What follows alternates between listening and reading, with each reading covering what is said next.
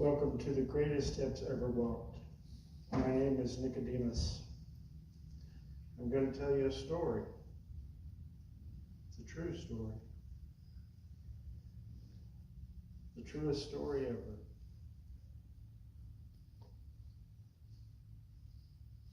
It is about the greatest steps ever walked by the Son of God.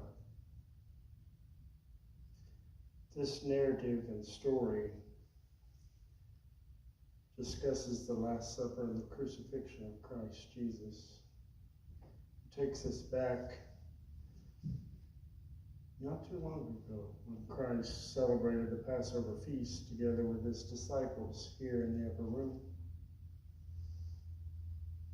A few hours before he would be arrested by the Sanhedrin priest soldiers. At the completion of the first part of the story,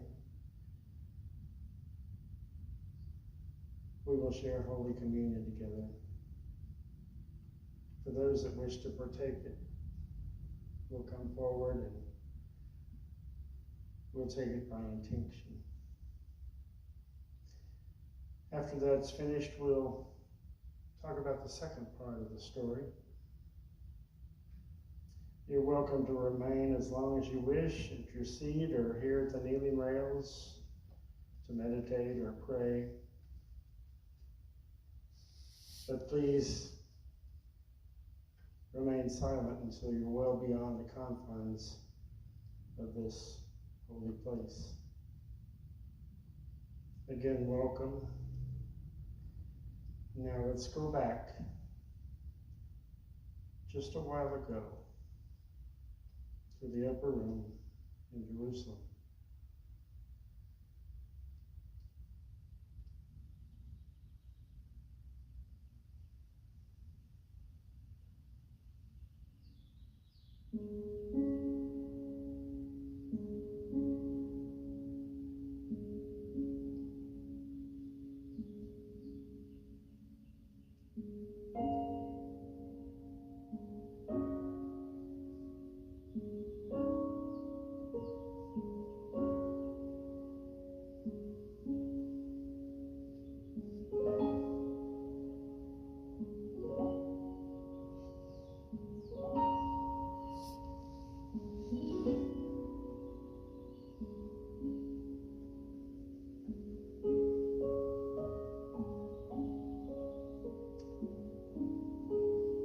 It was time for the Feast of Unleavened Bread, which marked the release of the children of Israel from Egypt. Jesus, Peter, and John walked in a garden outside of Jerusalem called Gethsemane. This was a place where the disciples could meet with Jesus and to seek privacy from the crowds of the city. Many times he and his disciples met here, a place so beautiful and so peaceful.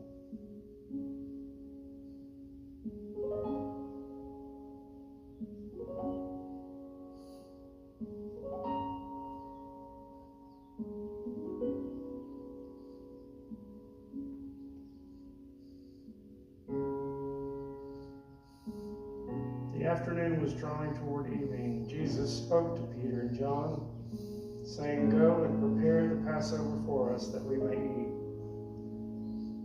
They said to him, "Where shall we go to prepare it?" He said to them, "Behold, when you have entered the city, a man will meet you carrying a pitcher of water. Follow him into the house that he enters, and say to the owner, 'The teacher says to you, where is the guest room in which I may eat the Passover with my disciples?' And he will show you a large furnished upper room. Prepare it there." So Peter and John departed from Jesus as instructed, leaving him alone for a final time to meditate and pray in the garden.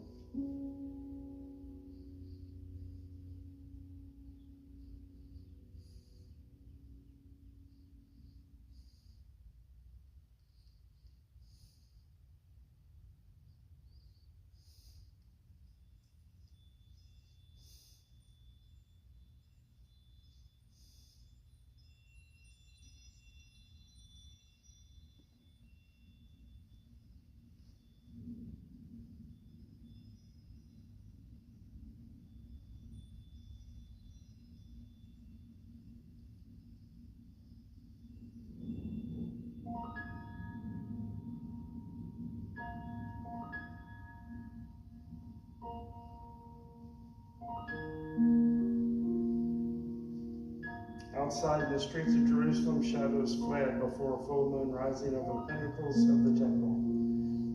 Time was ebbing toward its close and its beginning. The cleft that would, for the rest of recorded history, mark it before Christ and after Christ.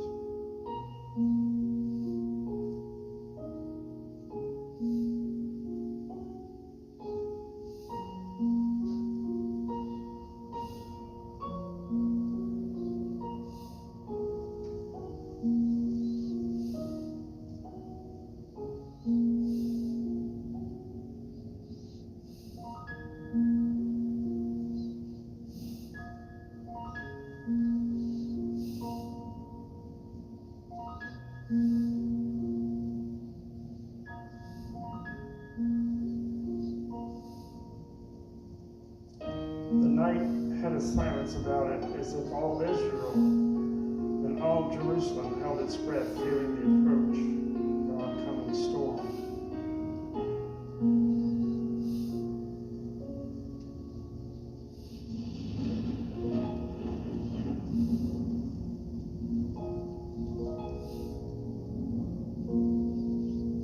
Like sequins, the lights of the cities appeared twinkling one by one. An indigo sky grew darker and darker. One by one, the city's noises were silenced.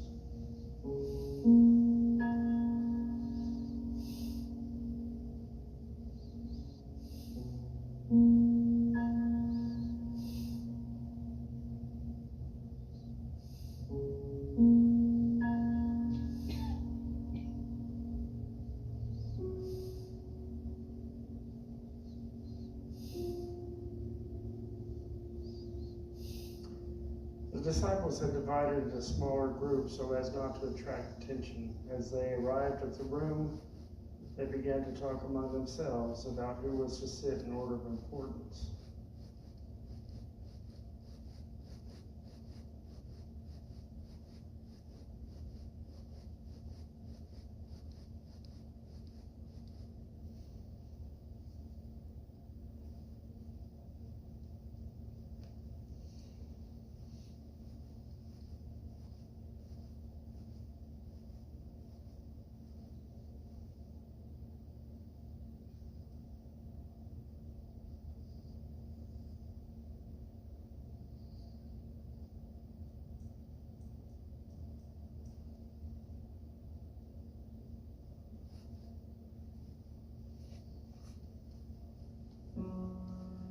Because there were no servants to bathe their feet as they arrived, and spending their time arguing about who was to be chief among them.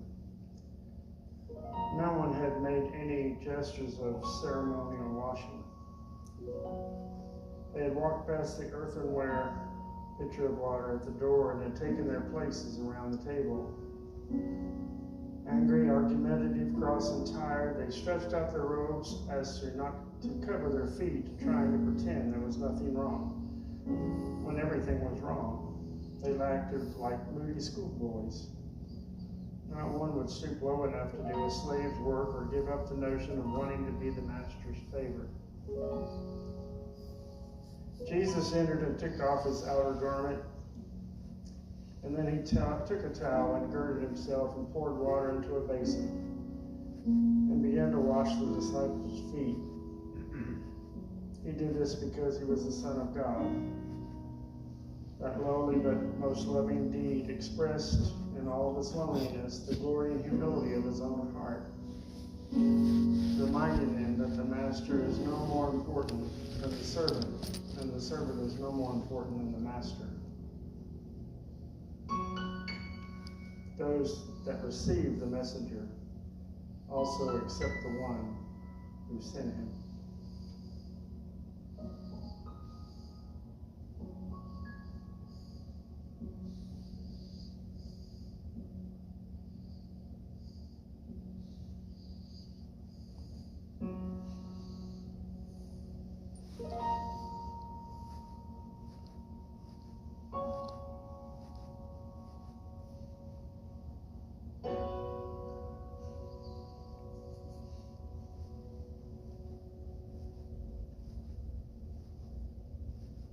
Then Christ took his place at the table. At the master's left was Simon Peter, at his right John. With a quiet voice, he speaks with anticipation. I have desired to eat this Passover with you before I am to suffer. The bronze hands took a loaf of bread, gave thanks for it, saying, "This is my body, which is given for you. This do in remembrance of me." Likewise, after the supper, he took the cup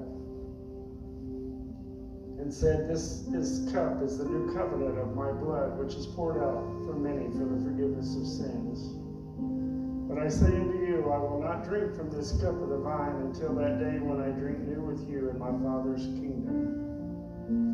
A new commandment I give unto you, that you love one another as I have loved you. By this, all men shall know that you are my disciples." Go unto the entire world, my brethren, to tell every man, woman, and child that the Lord God has made the most high sacrifice. That no man cometh unto the Father but by me. It is through me that his sins shall be wiped clean, so that he may not perish, but have everlasting life. After saying this, Jesus covered his head and departed from them.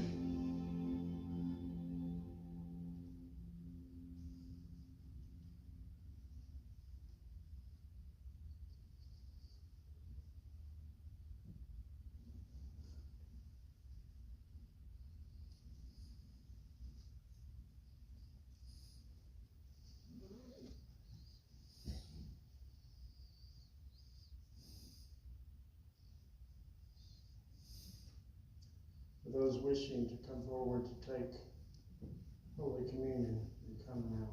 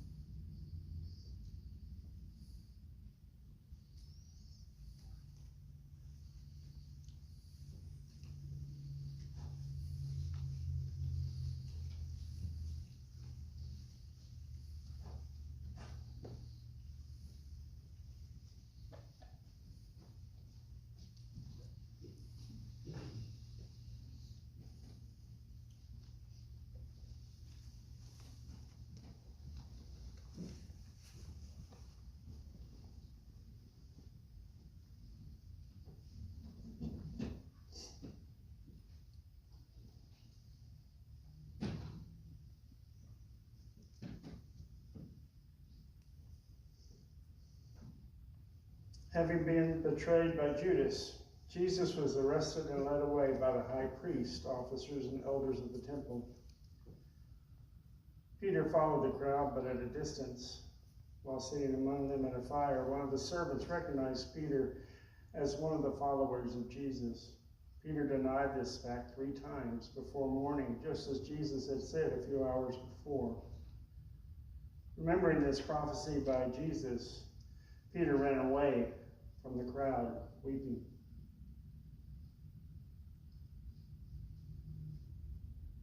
The other disciples were nowhere to be found at all, vanished from the scene, fearful for their own lives.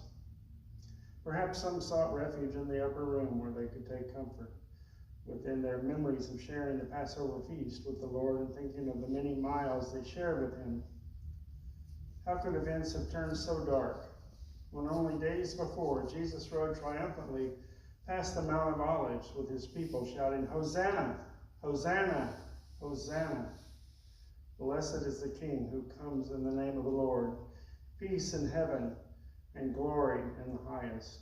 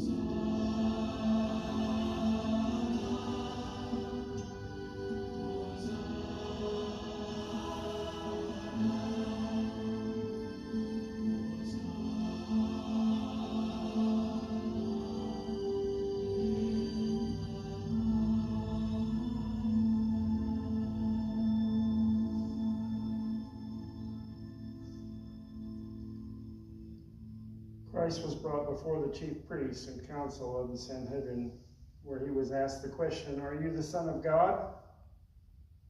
Answering, "I am he." This answer was considered to be blasphemous and warranted the supreme sacrifice. But the Sanhedrin had no power to carry out a capital sentence. Such cases would have to be remanded to Pilate, the senior representative of the Roman government in Judea. The charge against Jesus made before Pilate was political, that he was a rival king. Insurrection against Rome was implied, for the Jews knew that blasphemy would not be regarded by Rome as sufficient grounds by the death penalty. Since Jesus was a Galilean, Pilate sent Jesus to Herod. Pilate wasn't required to send Jesus to Herod, but he did so probably hoping to find a way out of this dilemma, or perhaps as a diplomatic gesture to Herod. To Herod, the whole matter seemed to be a joke. Herod treated the incident as an occasion for amusement and returned Jesus to Pilate. Pilate pleaded with the council 3 separate times. Jesus had done nothing wrong to warrant death, but should be punished and released. But the crowd grew in its insistence that Jesus be crucified, chanting, "Crucify, crucify, crucify him." Pilate therefore pronounced sentence that their demands be granted and released Rehobeth, a prisoner, jailed for insurrection and murder. Jesus was then beaten, whipped, and mocked before being driven up to a hill known as Golgotha, where he would be nailed to a wooden cross and hung until dead. A sentence used for the guiltiest of men. As Jesus made his way through the streets, Roman centurions continued to laugh and mock him, and the crowds jeered and spat upon him. When they reached the place of crucifixion, the lead soldier, as ordered by Pilate, placed a sign at the head of the cross that read in 3 languages, "King of the Jews." Upon securing the sign of the cross, he turned to the onlookers and said, "Here is your king, the King of the Jews."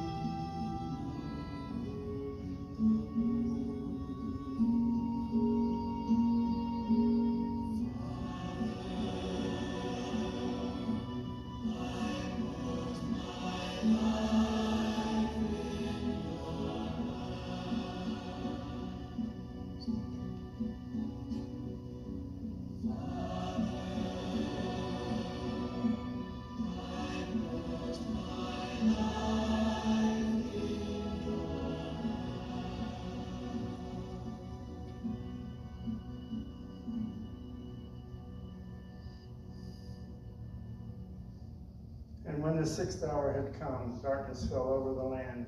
At the 9th hour, Jesus cried out with a broken voice, Father, into your hands I commit my spirit. And having said this, Jesus took his final breath. A man named Joseph of Arimathea, who was a member of the council, a good and righteous man who had not consented to their plan or actions, went before Pilate to request permission to wrap the body in linen cloth and lay him to rest in a tomb cut out of rock where no one ever laid before. Being granted this request, Joseph and a few helpers carried Jesus' body to the tomb that they had prepared for him. Some who had witnessed this horrific crucifixion began to believe that this man was no ordinary man. He was truly the Son of God, the Messiah. And many began praying to God for mercy and forgiveness for what they had done.